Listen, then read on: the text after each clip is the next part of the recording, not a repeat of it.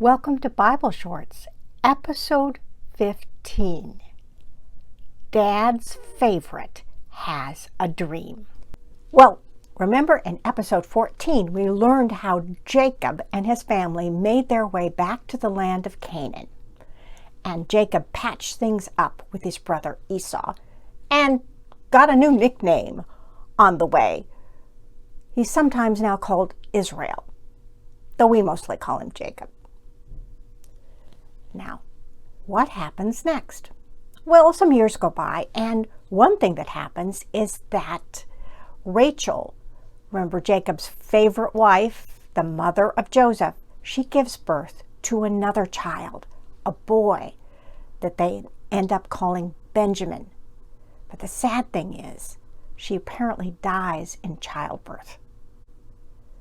But Joseph is still Dad's favorite. Now the story picks up when Joseph is 17, and Jacob gives his son a special coat of many colors or a coat with long sleeves. No one is exactly sure what the Hebrew word means that's in the texts that are translated into English. When his brothers saw how much their dad, loves him more than them, they hated Joseph, and they couldn't even speak peaceably to him. Well, one day, Joseph had a dream, and when he told his brothers about the dream, they hated him even more. He said to them, "Listen to this dream that I dreamed. There we were in the field, binding sheaves of grain, and suddenly my sheaf rose and stood upright. Then your sheaves gathered around it and bowed down to mine." And his brothers said, "Are you indeed going to reign over us?" And they hated him even more because of his dreams and his words. Then he had a second dream and told everyone, "Look, I've had another dream. The sun, the moon, and 11 stars are bowing down to me." But his father Jacob rebuked him. "What kind of dream is this that you have had? Shall we indeed come, me, your mom, and your brothers, and bow to the ground before you?" Now again, we don't know which mom they're talking about. We think Rachel's dead, so is it just Leah? Then one day, Israel said to his son, "Go now and see if it is well with your brothers and with the flock, and bring word back to me." So Joseph went after his brothers north and found them at Dothan, and they saw him coming from a distance. And before he came near to them, they started conspiring to kill him. "Oops," they said to one another. "Ugh, look, here comes the dreamer. And come now, let's kill him and throw him into one of the empty wells, and we shall say that a wild animal has devoured him, and then we shall see what becomes of his dreams." But when the eldest brother Reuben heard this, he said, "Let's not take his life. Shed no blood. Throw him into this pit here in the wilderness, but lay no hand on him." Now Reuben's plan is to come back later and get him out of the dry well and bring him back to Dad. And when Joseph arrived, they stripped him of his special coat and took him and threw him into a dry well, which was empty. There was no water in it.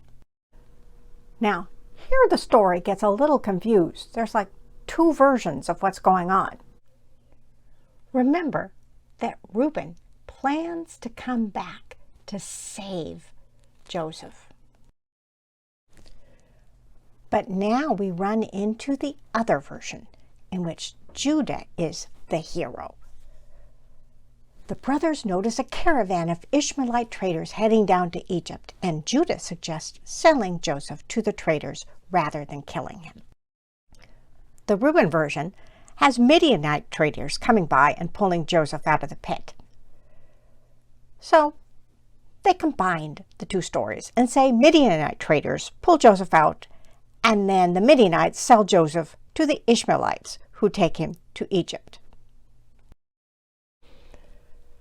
And now we go back to the Reuben version.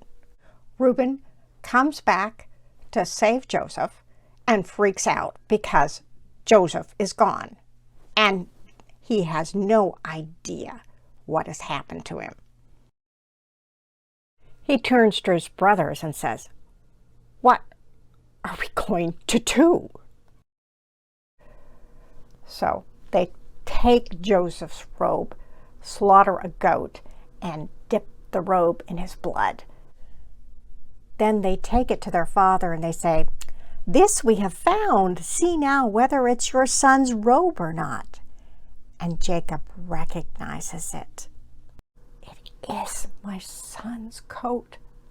A wild animal has devoured him." Then Jacob mourned his son for many days. All his sons and all his daughters sought to comfort him, but he refused to be comforted. And thus his father bewailed him. In the end, does it matter whether it's Ishmaelites or Midianites or Judah or Reuben, who saved Joseph from being killed? Not really. But if you don't know what's going on, that there's two versions competing with each other here, you can get really confused. So now you know. And you're going to laugh because the last line of the story, the Reuben version, says, "The Midianites took Joseph to Egypt and sold him to Potiphar, Pharaoh's captain of the guard." Ooh. Now, what happens next? Look for Bible Shorts, episode 16. It was going so well for me at Potiphar's house until